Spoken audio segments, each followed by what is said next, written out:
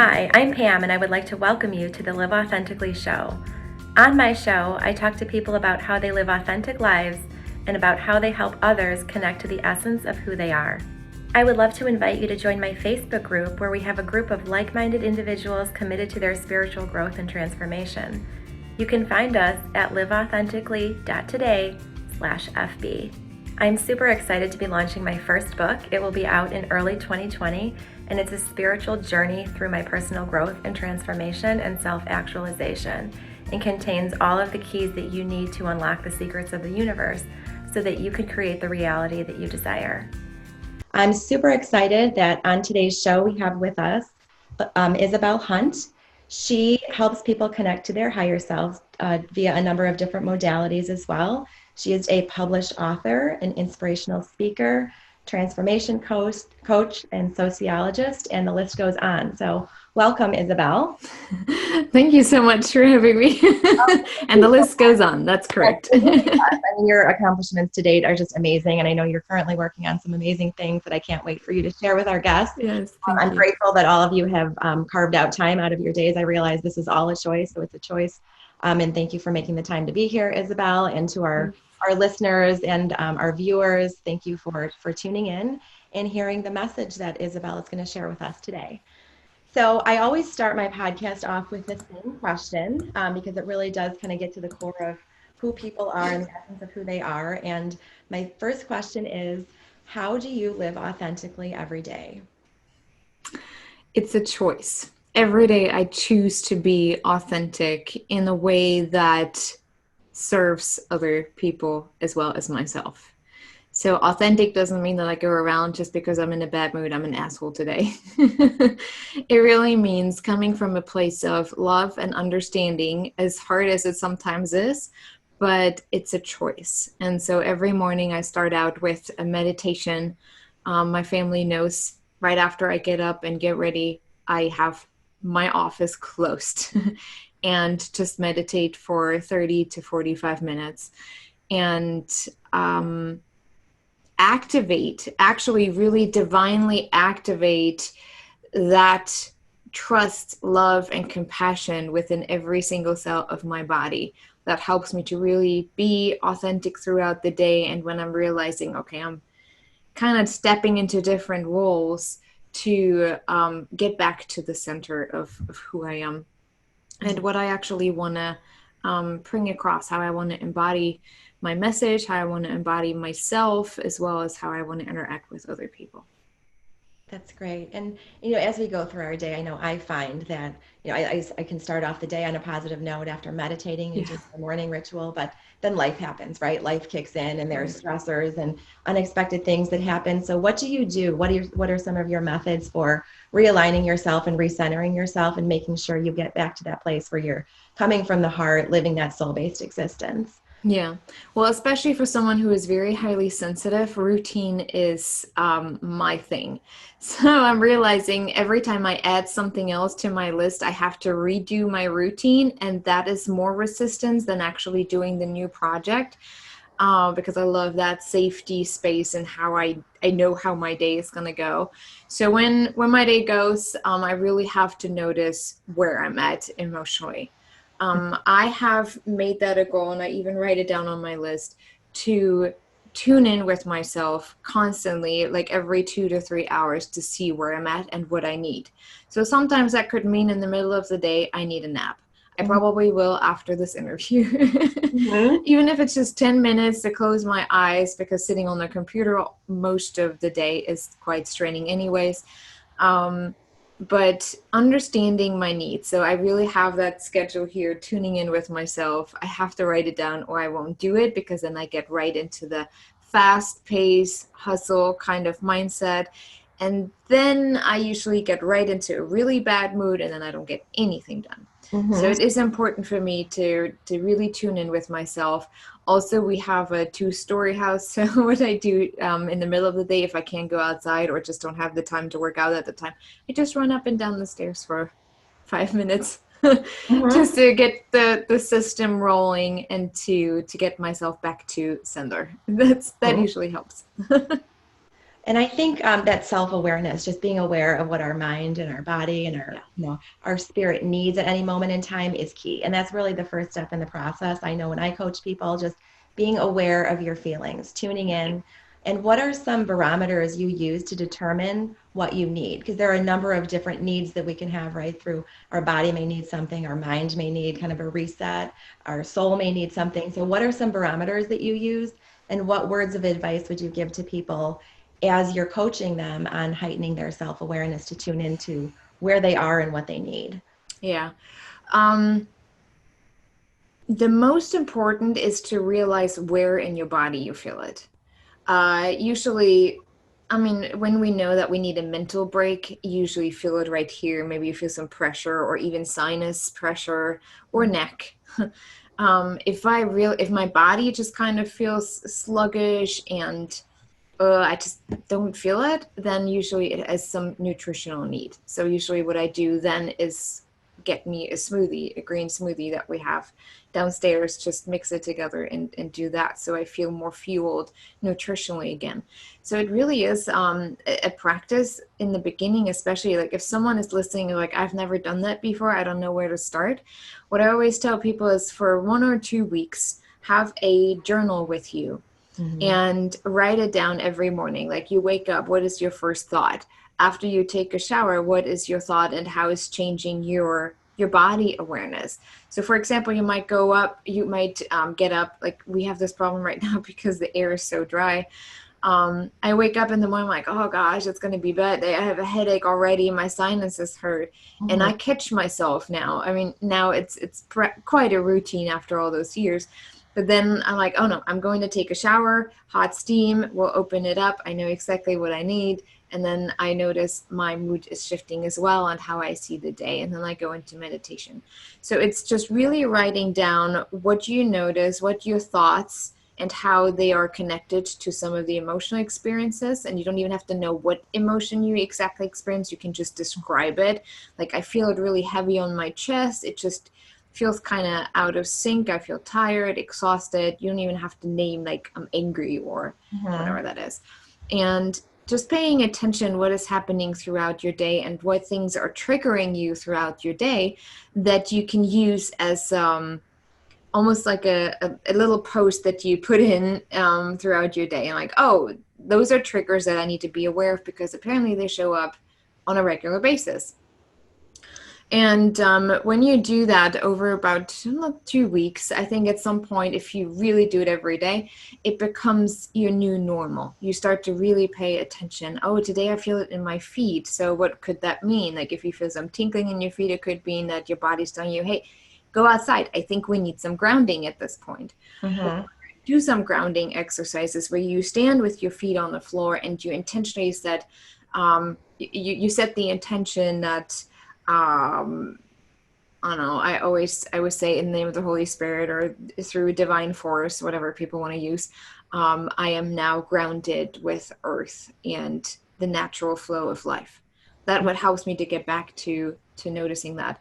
If I have pain in my hip, it usually is related to not being flexible. So Mm-hmm. knowing that I have started to have this awareness, like, okay, if I have hip pain or my sciatica, it usually is in relation to I'm not flexible, I'm not moving in with the flow, I'm not going in the direction I know I'm supposed to go. So what is there for me to do that I can move in that right direction?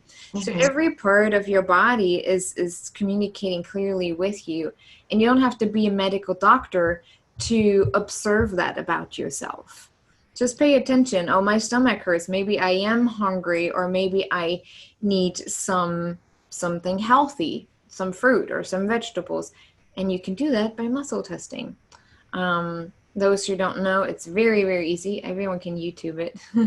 You just use your fingers, intertwine them, and you can pull. If your muscles stay strong, that means it resonates with your body. If your muscles weaken, it does not resonate with your body. That's how you know what is actually nurturing you from a nutritional perspective. You can do that with your emotions as well, and that is how you start to really expand your awareness about life, how you respond to life, how your body is responding, Mm-hmm. and um, communicating with you, and it makes life quite a little easier. Mm-hmm. Yes, definitely easier, I found, and more fulfilling. And it's a completely different experience when you come from your higher self and when you're tapped into source energy and you have that Yes. connection and that recognize that interconnectedness and that everything is a lesson and kind of the bigger picture. But it obviously, at least I know for me, took a lot of work to get here. I mean, Yeah. I had to peel back the layers of fear and doubt and societal conditioning, et cetera. So before we go into what you're doing today, what you're currently working on, I would love to hear a little bit about your journey, how you got to living from this place. Because I know we're all at different points on our journey. And for some, it might seem overwhelming or daunting. How do I get here? It's such a far cry from where I am right now. So I would love to hear about how did you arrive at this place? What were some Mhm. catalysts or some experiences in your life that catapulted you to pursue this Mhm. and be on this path? It's definitely been a journey of a few years, a few many years. So it doesn't happen overnight, doesn't happen within a week, nor even a month. Um, yeah, because I had to acknowledge that we're all on a journey, that there are different things on that path that needed to happen for me to get where I'm at today. Mhm. If I wouldn't have had those things happen, even if they were challenges at the moment, or I really hated it, or it just felt really exhausting, overwhelming, frustrating, I still had to work through that to understand what I know today. So for me, I was born and raised in Germany, East Germany in particular. And so already growing up under communism, I didn't really feel like it wasn't any different to me, really. I was too young to really notice what that meant in Mhm. particular, but you could feel the collective energy around that. But I never really paid too much attention to it until I started to have nightmares of bombs dropping. Every time I heard a siren, I just went crazy. Like I had this anxiety going on. So I knew that there was more to what I could actually see, like on TV or what my parents told me. My entire life, I saw everything in color. My mirror neurons translate everything that I receive in color. If it's letters, numbers, people, places, countries. And I never really knew what that meant. And over time, I found out that the colors actually change according to the emotional state, to the energetic state of the place or whatever I was focusing on. And so I knew that there was something different and that I had to go somewhere to expand on that gift that I couldn't have done at home. When I was 12, I had this dream where I saw myself speaking on a big stage in front of a couple thousand people, speaking in a different language. I didn't know what that was. I really sucked at English in school. I didn't like it at all. It was all British English as well, so sorry for those who listen from England. Um, but we then, after the wall came down, we had some American students come for exchange and some outreach work. And when I heard them speak, I knew it was American English that I heard in my dream. And so I always knew that I had to somehow go back to the US. It always felt like I had to finish something that I've been there before, maybe in some past life. I need to figure that out. I need to do some research on that. Maybe there is something for me to know, to understand. But when I was 18, I came here for the first time working as a nanny. And that was very difficult for me because, for one, I didn't speak very much English, and the kids took a lot of advantage of me because I didn't know what they were saying, or they just said yes.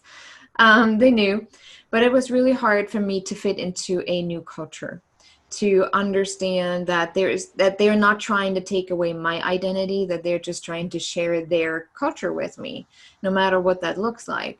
But I always felt like I was in a defensive mode. I always felt like I have to defend myself every single day for who I am, Mhm. and to make sure that I honor my German roots, which didn't help me to really understand what was going on inside of me. So I withdrew a lot from other people, yet I felt at home. So I knew I had to come back. I went back to Germany. I got my degree in sociology and psychology, but I knew I had to come back here and I didn't know how. And that was when the struggle really started. I started to have depression, and it was just not a very fun state because I thought I knew how, but I didn't trust in the entire journey. Mhm. Somehow I came back. I'll make it short. I came back at the age of 26. I lived in New York. That didn't work out. Moved to San Francisco. That didn't work out. I ended up in Indianapolis, where I have been now for over 10 years. Got stuck here in the Midwest. Wasn't my plan. That's what happened. I love the mountains, so I'm kind of missing that here in the Midwest.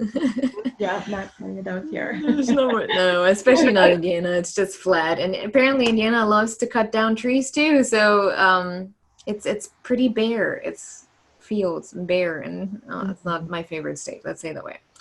But I love my life and where I'm at. But what happened?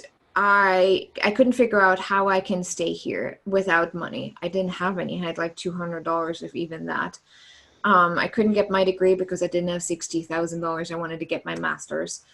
And I literally put myself into a position of constant struggle. And I thought, this is what defines me. Struggling through life, that is who I am.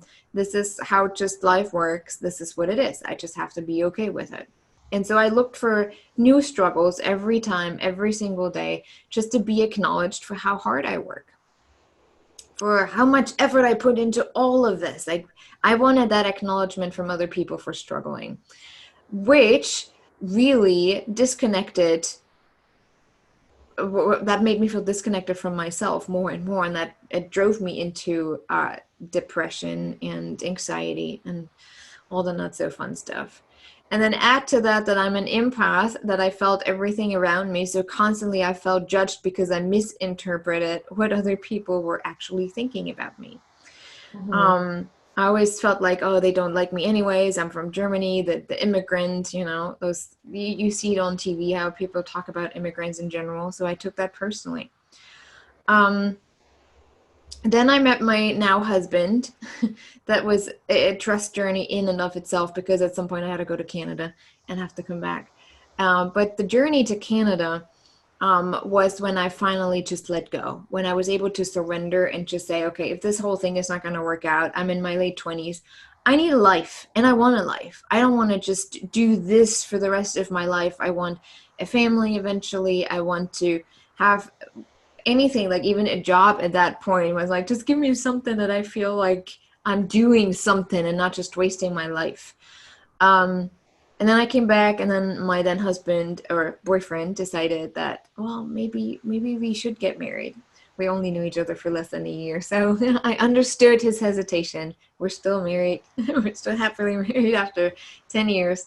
It worked out, but for him it was a trust level as well, because he didn't know what legally is allowed and what he could do without him getting in trouble. It did work out. We got it all figured out.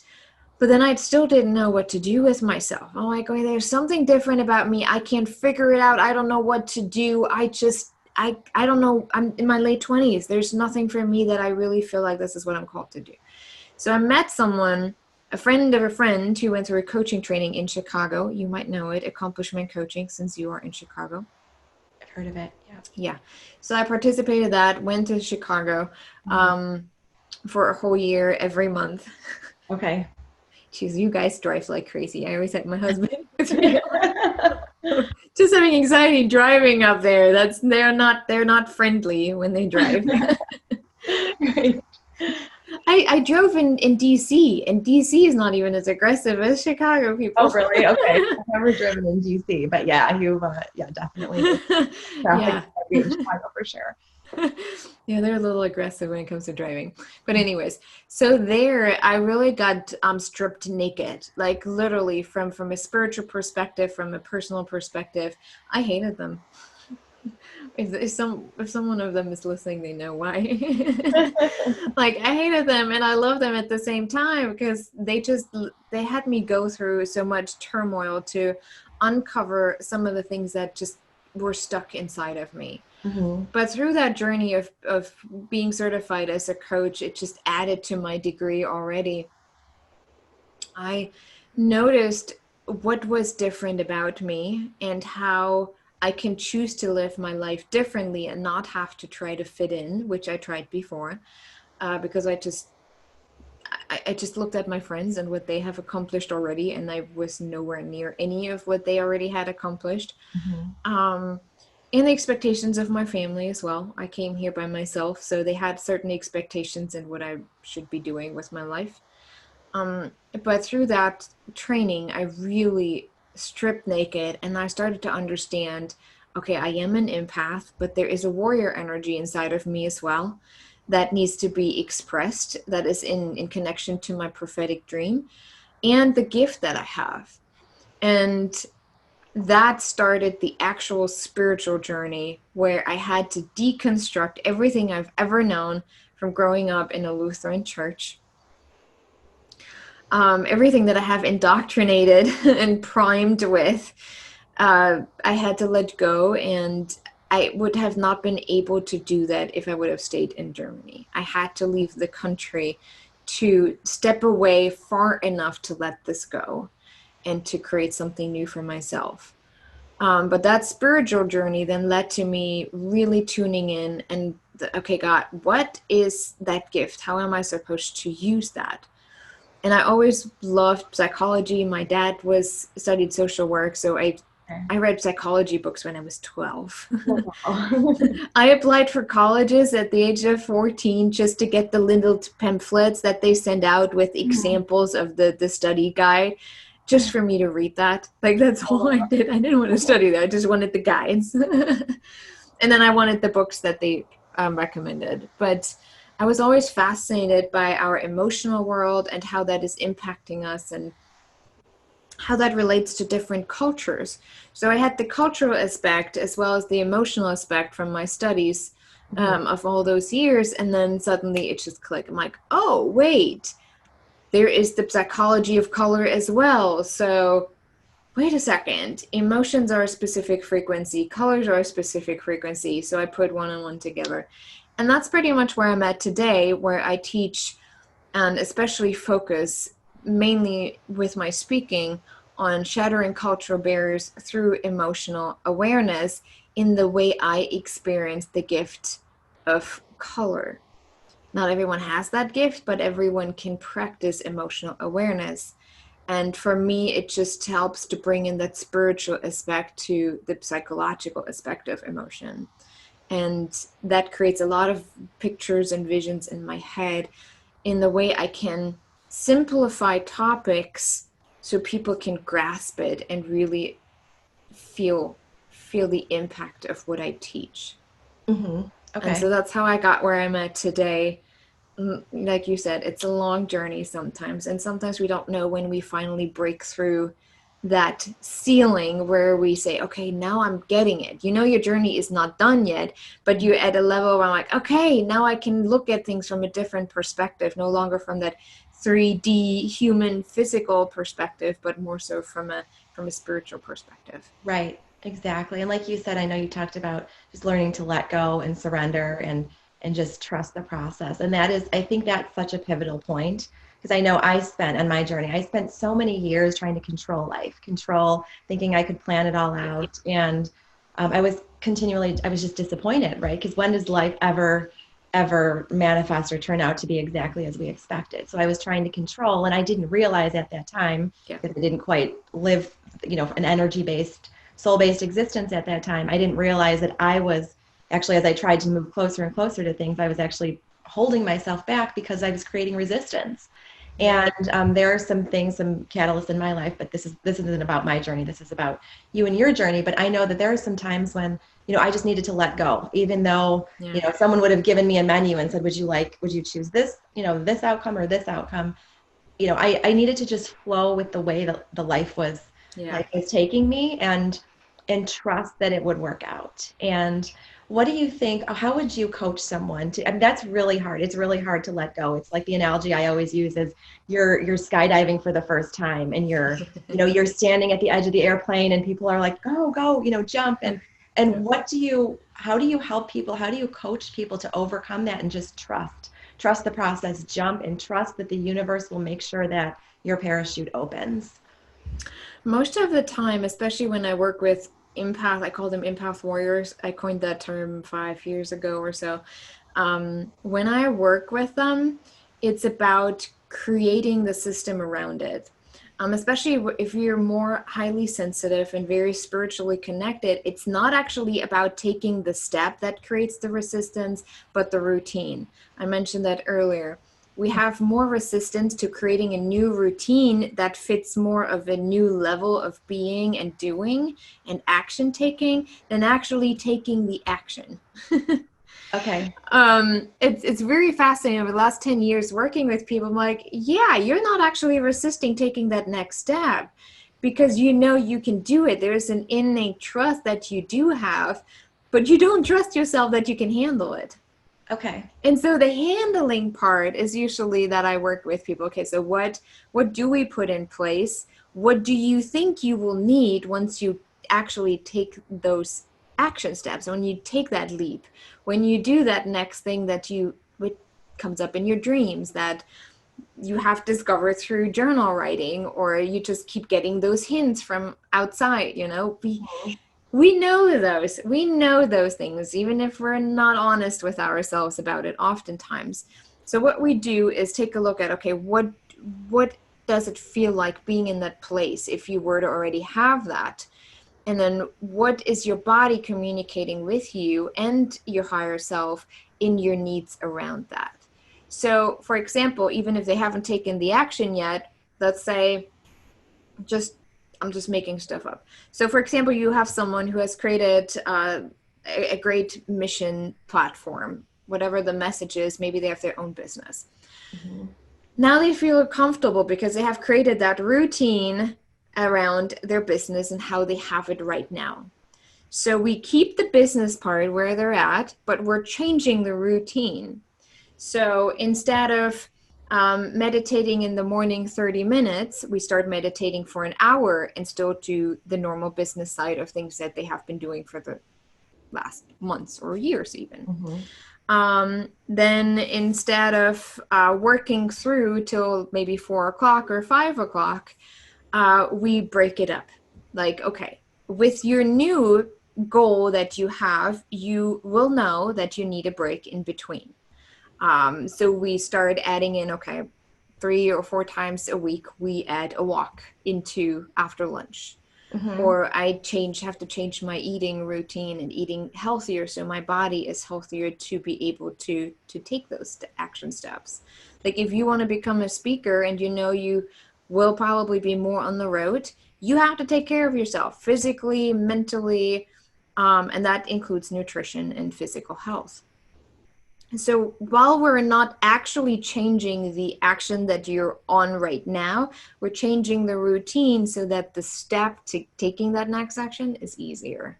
Okay. Where you can say, okay, I feel comfortable. I think I am taken care of. I can now do the next action step. Um, and that's when people tend to less resist what is next because they know their needs are taken care of. Because the biggest question with people is, what do you need? Because barely anyone knows what they actually truly need on a spiritual, mental, physical, and emotional level. And that's what we're looking at. What do you need in that sense? When you know you are taking that next step, when you have that. Mm-hmm. And that usually gives them the confidence that they can do it because I know how I'm going to take care of myself and I already added that into my routine.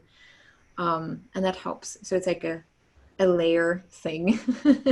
Yes, yes. And that, that circles back to, or that ties right into the whole spiritual concept of self-love, right? It's taking care Yeah. of all aspects of yourself. And I just think that's so important. I went through many, many years of my life, decades actually, taking care of myself last, raising little kids. And, maybe, if there was crust that was left over from the grilled cheese sandwiches, that's what I would have for lunch. And I was Yep. constantly I was tired, I was stressed, and life was really hard. And the reality was, it's because I was making it hard. I wasn't Yeah. taking the time to put myself first.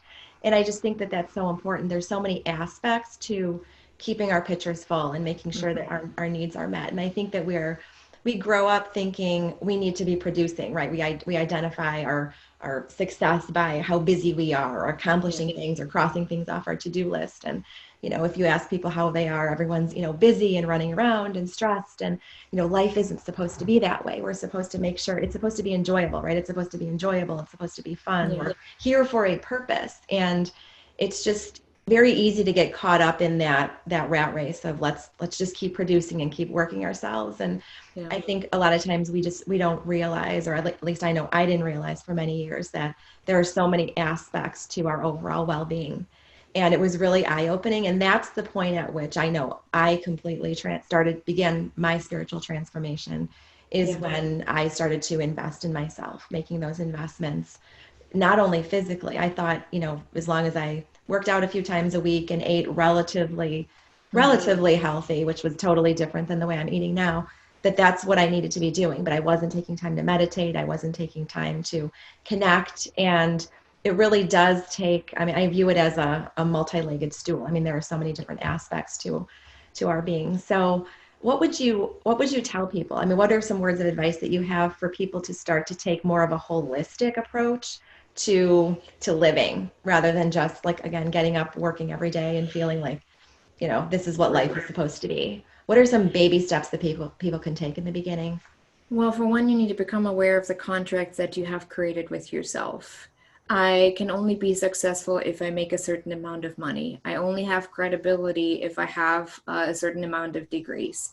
Knowledge is important, especially if you have your own business, if you're trying to sell a message, don't just say, oh, I went through that, now I can coach everyone on it. That's not working. If you actually have some background in it. But I also know people who are addicted to any kind of certification, because if I have this next thing, then people will take me more seriously. If I have this next certification, then I have more credibility. Most likely doesn't even matter. So really understanding the contracts that you have with yourself in regards to even money. Abundance is not just about money. And I've noticed that now. I want to share, if it's okay, I want to share this story real quick. Yeah. Like you said, I'm working on a documentary called The Power of Connection right now. And I knew I had a budget. We calculated the budget to about $100,000. I'm like, we're going through adoption process right now. I don't think I have that. So I don't think I can do that. And all I heard was trust in the process. Abundance is not just about money. I'm like, well, I need that because I need to get my editors and my script writers and my videographers. And I was literally arguing with myself in my head until I stopped. I'm like, what am I talking about in my head? Like, I realized the old paradigm versus a new paradigm. And so I had to choose which one I wanted to go along with.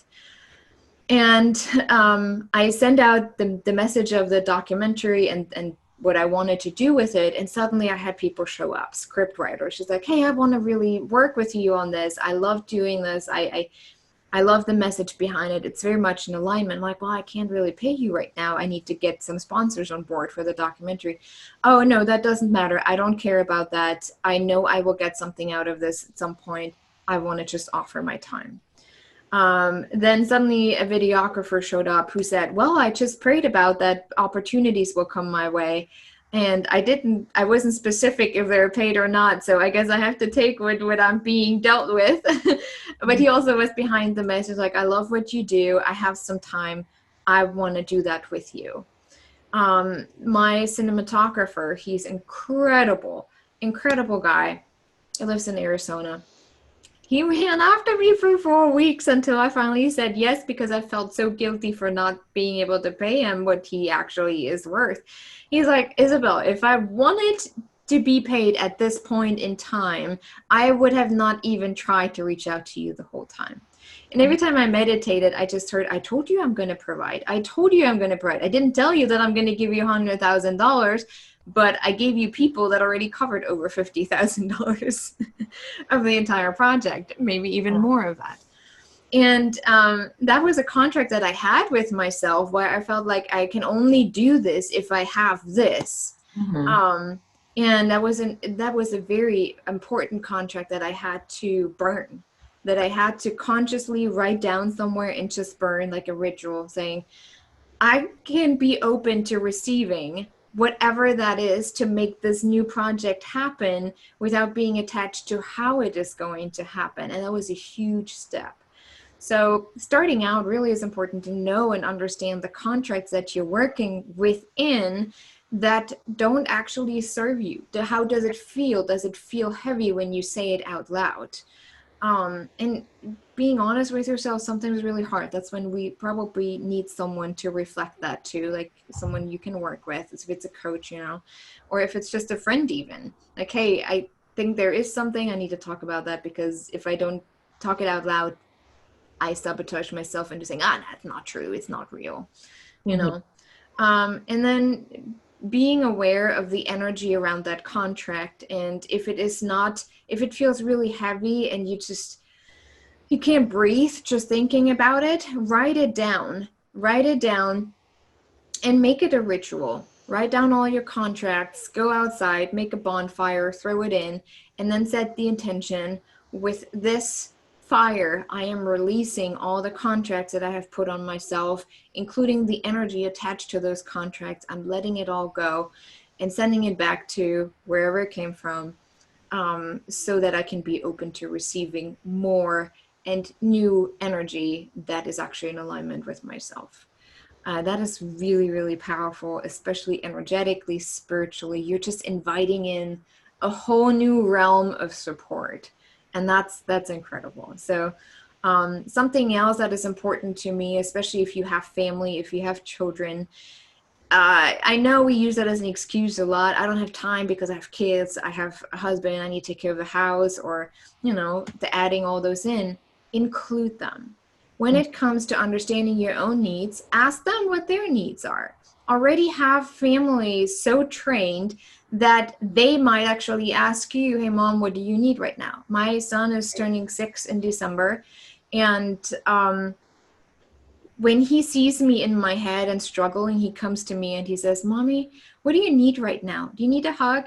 Can I give you a hug? Or he just goes and knows that he just needs to play right now by himself because Mommy is working through something. I already have him trained like that. So I already included him. When I have to meditate, he might play outside in front of my room, but he rarely ever comes inside unless he just sits down with me and meditates with me. And I've done that for years with him. Mm-hmm. So taking care of yourself, family is not an excuse. No time is not an excuse. You can really integrate all of that and have them do it with you, because it's not just serving you, it's serving them too, knowing what their needs are and being able to communicate those needs. And it opens up space to honest conversations. If they are aware of their needs, you can take care of it faster. Things just roll more smoothly in the way we just articulate our needs. And that helps to create the space that you need to thrive, which automatically gives them the need to thrive, or the space to thrive as well. Exactly. And that's so important. And I'm smiling. I just have to share this with you. This is the first time this has actually happened to me on a podcast show, but I have a chalkboard, and just that this is going to tie into your story. Yeah. And I have a chalkboard in my kitchen in the eating area, high traffic areas where we spend 90% of the time when the kids are home after school. And I got this vision at the beginning of our show, and I didn't know quite where it was coming from, but I just thought, I know what message I'm going to write up on the board. I put something on there all the time. And the words that came to me were, what do you need? And I knew, I'm not kidding, this is the first time this has ever happened. And I was gonna write that up on the board, and I said, okay, that's the message for today. When the kids come home from school, we're gonna anchor on, what do you need? And I feel like the universe just affirmed this. I mean, I love when things like this happen. This is the universe speaking to me, speaking to you, affirming that we're on the right path, that this is, we're aligned. This is an example. This is a testament to what happens when we are in alignment, when we are drawing directly from source energy and connected to the universe and open to messaging, because sometimes we don't even know where messages come from. But again, if we trust the process, and if we make a commitment to live in alignment, this is what happens. So I literally got chills as you were telling the story, because then I knew, I finally realized where that vision had come from. So that was true, yeah. And nothing is too crazy. The way I got the confirmation for the documentary, why I'm supposed to do that, because I'm not a filmmaker, I have no knowledge what's all behind it, but suddenly everything just came up in my mind. Like I knew exactly. When I talked to the cinematographer and the videographer, both of them said, "You're really prepared. It sounds like you've done that before." I'm like, "No, I haven't." But the confirmation for this whole thing, I was meditating. It's a crazy story. But I was meditating, and I usually meditate with music because it just carries me somewhere else. And I have a meditation music, and it never interrupts. But that morning, it did interrupt with some advertising. I've got a little mad at that at first, but then I watched it, and it was Jason Momoa's new Apple TV series called See, as in ICU, and it's about it's about that 100 or so years ago, God took away eyesight from the people so that the earth can heal, and only the fittest survived, those who were able to live within that state of not being able to see. Eventually, Jason Momoa is like that main character, and him and his wife have kids, and something is different about their kids. So they were the first to be able to see again, and then the war started around the kids because they were afraid that seeing again is part of the darkness. It creates war. So I'm like, well, that is weird because my entire hashtag for the last years was I see you movement. I've written about that many times. I use that anywhere when I speak. I see you movement. I'm like, what is that? And then I heard, well, that's in connection with your documentary, The Power of Connection. I'm like, wait, it's called The Power of Connection? Oh, all right. I see you, the power of connection. And Mhm. so I wrote that down real quick before I continued meditating. But it was like this crazy conversation that I suddenly had. And and especially I'm I don't really care that much that Jason Momoa is a celebrity. I just don't relate to people that way. But it Mhm. was really interesting because over the years, and that is crazy, because I had a couple of dreams with him where we just sat down and had like deep spiritual conversations. And I didn't even know, I don't watch TV, so I didn't know who he was. Oh my God, this huge guy with long hair. And then suddenly I saw some advertising because I sat down with my husband and watched them. I'm like, wait a second, that's the guy that I have those conversations with. Why is he in my dream? And then again, his advertising showed up, and I'm like, okay, that is a confirmation that the documentary is supposed to happen. I Yes, turned around and all those people were lined up to work on it. that That is is being in the flow and listening. I mean, this is really, absolutely I could have just chucked it up as that's just crazy. We don't right. worry about that. It's Right. stupid. Like, who thinks that way? But Right. no, like the universe works in very, very weird ways sometimes. It And so just to go with it. Yes, it certainly does. And I think that's one of the keys too, is I know it's sometimes we want to control because we Yeah. want to know what the outcome is. We want to be able to visualize it. But Yeah. life is just so much sweeter when we allow the universe to surprise us, right? When we detach from outcomes. I mean, that's the Yeah. thing, is I live in a state constantly of I'm not attached to outcomes or timeframes because I know that everything is perfect in every moment. I may Yeah. not understand it. I may be challenged, but I trust that the universe is going to put the right people in place as long as I'm Yeah. aligned with what I'm supposed to be doing. And I know that you had this when you talked about your experience. Mine was much the same. And if you're pouring your heart and soul, if you're pouring your heart and soul into your purpose, if the universe will conspire to make it happen, it will call in the right people, and you will just magnetize. You will be a Yeah. magnet for the people who are meant to propel you on that journey. And it is a feeling. I mean, you can definitely, as long as if you start to heighten your self-awareness, you'll begin to feel differently because it feels easy. Yeah. I mean, even though there may be financial issues or whatever, there may be, everything may not be in place, but um, it will feel, you will feel a sense of flow and a sense of ease. Yeah. And that's the thing too, is I always tell people, just, you don't have to have all the details figured out right now. Let's say I want to become a international speaker, whatever it is, whatever our long-term goals are, we don't have to have it figured out right now. Set the vision, set your intention, and the universe will. I always say, my quote for the day in my group, I always we do daily quotes, and the quote for today is, don't worry about the how or the when, the universe will figure that out. And I think Yeah. that's, give the universe the flexibility and the autonomy to use the infinite wisdom and knowledge that it has, that Yeah. we don't have available to us in our physical world. And I know that can be a really challenging step, but life is just so much sweeter when we live in that state of flow. Yeah. Well, it's also important to understand that it doesn't mean that it will happen when you think it will happen, or I want to be a speaker by next year. If there are way too many lessons that still need to be learned in between, and depending on how stubborn you are, which Germans are, so it took me a little longer than other people, maybe. I think my coach at some point wanted to just kick me. I was just glad I was in Indianapolis. He was in San Francisco, so he couldn't come that fast. But I'm sure he was frustrated.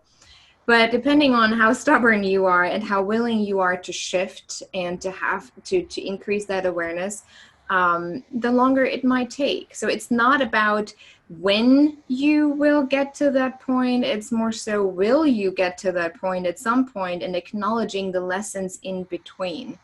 There are lessons in regards to that vision every single day. Like, even for me, I'm still not where I want to be as a speaker, but I know with a documentary that will take even that part of what I know I'm supposed to do to a different level.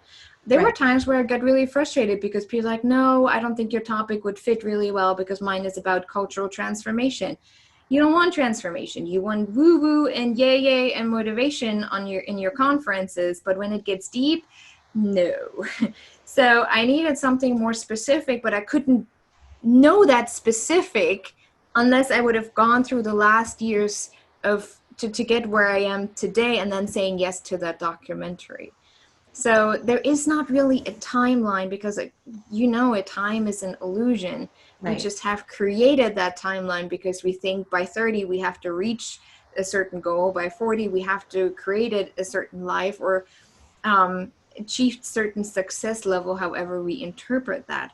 But that is taking away the spiritual part of our journey, and the trusting part. So Right. it's great to have like goal setting. For me personally, it doesn't work very well because then I get panic attacks if I don't reach them. But just holding the vision and then understanding that each day is another lesson, another step toward that vision. And it may show up the next day, but it may show up not within the next 3 years. Who knows? But we need to be okay with knowing that there are those lessons. Right. And when we talk about purpose, I'm sure a lot of people like, well, yeah, but what is my purpose? How can I be in my purpose? And just, I don't know my purpose. So if I don't know my purpose, I can't be in the flow. The only purpose we all have is to come from a place of love. And how can we embody that through our actions every single day, through our thoughts, through our words? When you do that, eventually it will become clear how you are supposed to convey and embody exactly that through the work that you will do. We're making it way too complicated when we think about purpose and calling, and we Right. have to figure that out. Right. All you have to do, because the divine is unconditional love, we are one with the divine force. So, of course, we are two at a core level. There's just our ego a little bit in the way that we're working with. Right. If that is your goal every single day, you will be shown exactly how you specifically are called to embody that, and how to bring a message across, if it's in your workplace or with your business or within your family. Right. Exactly. I mean, and I have to say, life is complicated, right? I mean, we allow it to be complicated. It Yeah. is, there's a lot going on. We are focused on our everyday responsibilities, balancing families and careers and everything. But like you said, it is all about just anchoring back on that love and coming from a place of love. And, Yeah. one of the things I like to say is, we make life so complicated, but it's really very simple. We're here for, Yeah. I say two things, to come from a place of love and to grow and to understand that we are meant here. And echoing back what you said about the lessons, we're Yeah. here to grow. I mean, we're sent here, we're sent to this earth, we come to this earth with lessons that we need to learn in order to help us evolve. And if we just anchor back on those two basic principles, we can't, that's what will help put us back in the flow. That life is just so much easier when we realize we're just here to do two pretty simple things. And if we just go through every moment of every day and try to embody those ideas, we can't help but come from a place, connect with source energy, come from a place of that unconditional love, Yep. and just receive so much more fulfillment along the way. And I think that, I know that's key. I mean, I find that you can withstand, or you can weather a number of different life scenarios so differently and handle them with so much more strength and courage if you come from that place of your higher self. Makes So it easier. it really does. It does. It really does. So I know we're closing. We're going to be closing here in just a couple minutes. But are there some? Yeah, I'll just hand it over to you for the last couple minutes. Is there a particular message that you wanted to reinforce, or did you want to talk about what? I would love to hear too about what's coming next. I know you have a number of different accomplishments that you've done already. But what do you, if you anything that you're willing to share? What can we expect to hear and see from you in the coming years? What's next? Well, the goal is to finish up the filming for the documentary by January, depending on the schedule of everyone involved. Um, but we're going really strong right now, and I'm really excited where it's going already and what we have accomplished already in such a short amount of time. Sometimes it goes a little too fast, and I'm looking back, I'm like, what happened? But for the new year, what is my goal is to write another book that is related to the documentary, but more so, I'm actually thinking now that it's going to end up being more like a workbook that goes with the documentary, because what we want to do, we want to launch it in March. That's the goal. And then do a screening tour throughout colleges and universities and high schools to watch the documentary and then open the conversation around what it means to create more awareness. What does that mean on a daily level to you? How can we shift how we relate to other people, especially from different backgrounds, different cultures, different ethnicities? And then really just open up the conversation. And that's pretty much the goal for most of next year. I will be ramping up my course that I already have, the Empowered Warrior, how to navigate your emotional world, how to successfully navigate your emotional world, which is based more on the spiritual understanding, the guardian of your soul, how I call them. And so I want to revamp that up a little bit so that it goes more with the documentary as well. So that is already what's coming for next year that I already see. Like I already have it all mapped out in my head. I just have to write it down and actually do it. And the time will be right when I do that. Right. And that will be my main focus as well. I still want to focus on, I'm an emotions clearing practitioner as well with clients.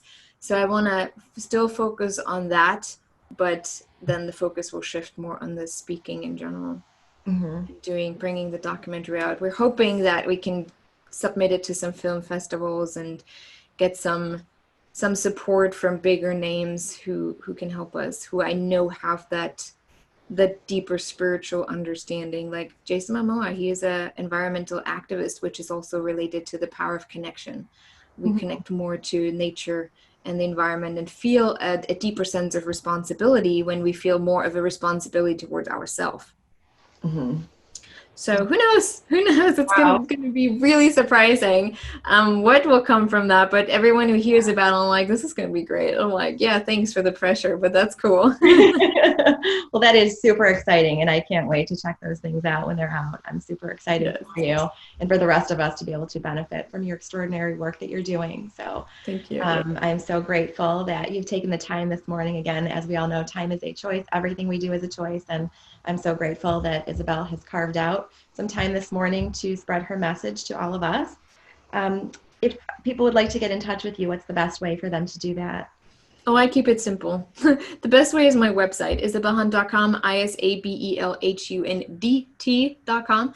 Usually people forget the D before the T, where you can find how to connect with me on social media, what I offer in working with me potentially, but also my other book. It's called The Power of Faith-Driven Success that I wrote 4 years ago. All the links are there. So it really, everything is in one place because I don't need to make it more difficult than what it already is in the internet. I love that. Thank you so much. And so thank you once again for being on our show. Thank I you. would like to thank all of our viewers and listeners for being here today. Remember to visit liveauthentically.today/FB to join our community of like-minded people. And stay tuned for details on my book launch in early 2020. So thanks again, and hope you all have an amazing day.